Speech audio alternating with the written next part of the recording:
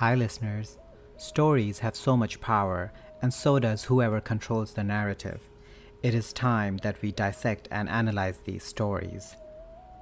I am Vipul, and this is Folk Tales.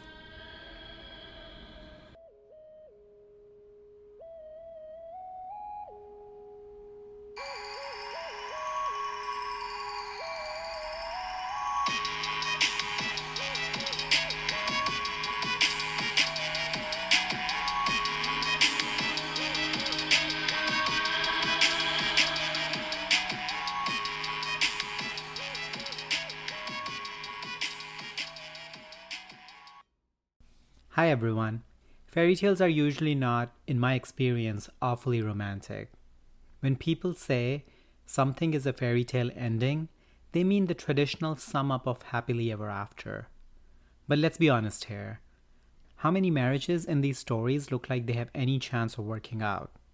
How much narrative time is devoted to the central couple, even talking to each other? And what is Valentine's Day without a little fairy tale romance? For your Valentine's Day enjoyment, here is a fairy tale about forbidden love, the Gay Goshawk. And on that note, it's story time. The story begins when an English lady and a Scottish lord meet at the court of the English king. She is lonely and unhappy because her father has recently got himself married to a woman who hates her. Classic. And her 7 brothers can't be bothered. The Scottish lord is happy, kind, and good-natured, that falling for him is effortless. As pledges of their love, he gives her his gold ring, and she gives him her blue ribbon tied in a lover's knot. The only thing left to do is ask her family for their approval.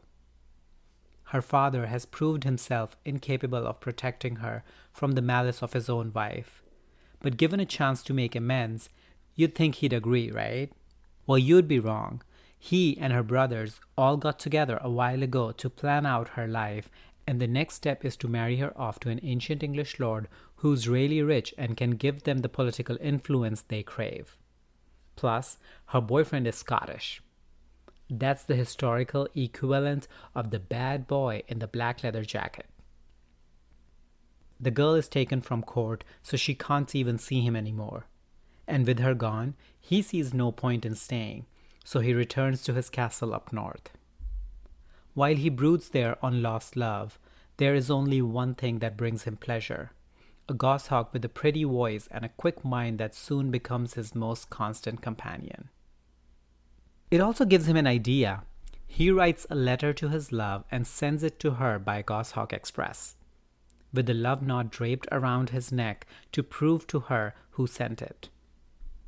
The bird is so clever that when it arrives at the lady's home in England, it hides the letter under its wing so the wrong person won't notice it. Then, when the lady and her handmaidens leave home to attend church, it bursts into a song so she'll look up.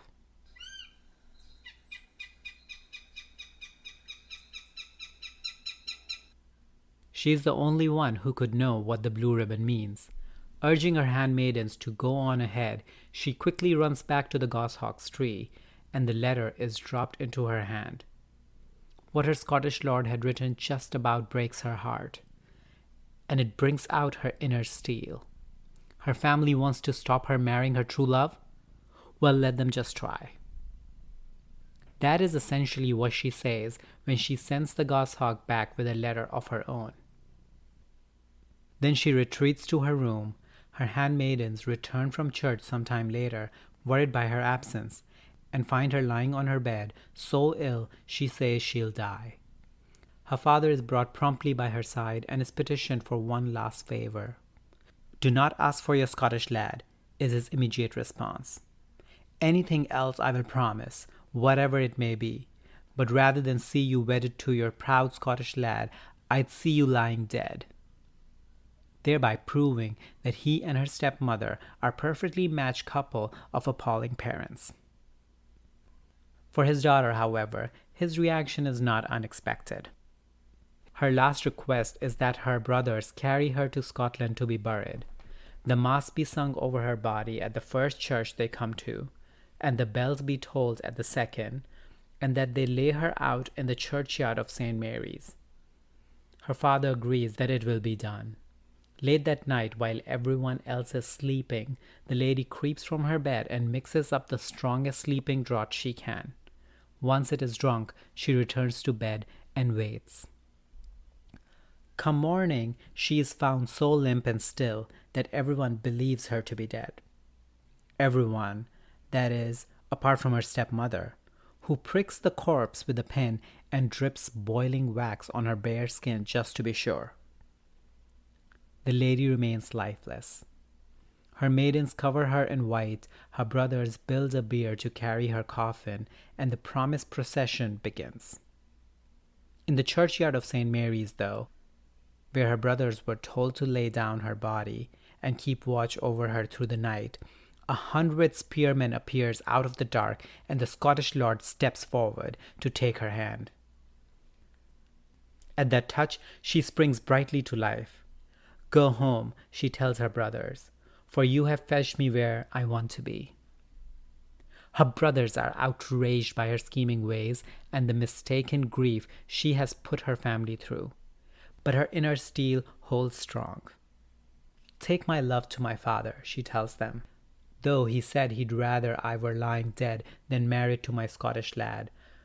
But I send no love to my cruel stepmother for the sharp silver pin she struck me with, and the hot boiling wax she burnt me with. For her I wish nothing but woe. She rides off with her lover to finally marry, the goshawk flying at their side. The end.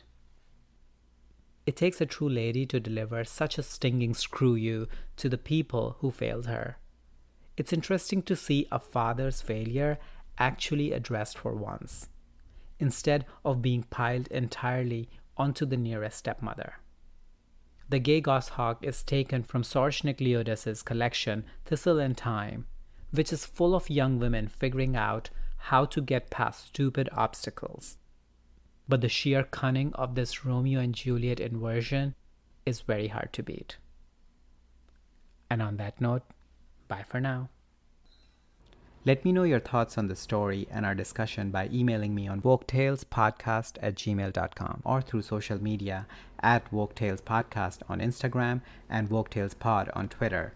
And please rate, review, and like Woke Tales Podcast, and don't forget to subscribe so you can easily access our weekly stories.